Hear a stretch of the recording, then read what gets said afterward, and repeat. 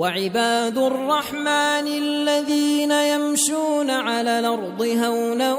وإذا خاطبهم الجاهلون قالوا سلاما والذين يبيتون لربهم سجدا وقياما والذين يقولون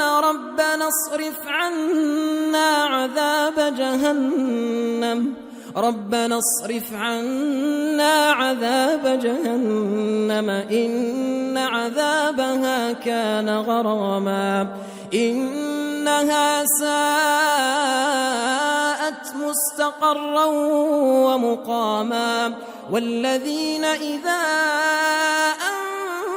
أنفقوا لم يسرفوا ولم يقتروا وكان بين ذلك قواما والذين لا يدعون مع الله إلها آخر ولا يقتلون النفس التي حرم الله إلا بالحق ولا يزنون ومن يفعل ذلك يلقى أثاما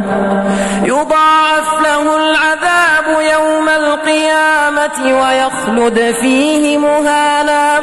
إلا من تاب وآمن وعمل عملا صالحا فأولئك يبدل الله سيئاتهم حسنات وكان الله غفورا رحيما ومن تاب وآمن وعمل صالحا فإنه يتوب إلى الله متابا والذين لا يشهدون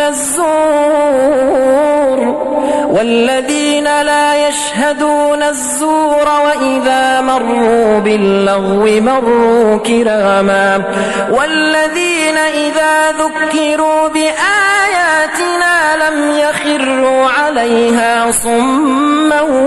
وعميانا والذين يقولون ربنا هب لنا من أزواجنا وذرياتنا قرة أعين واجعلنا للمتقين إماما أولئك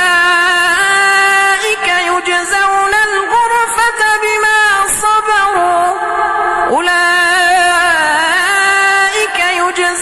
الغرفة بما صبروا ويلقون فيها تحية وسلاما.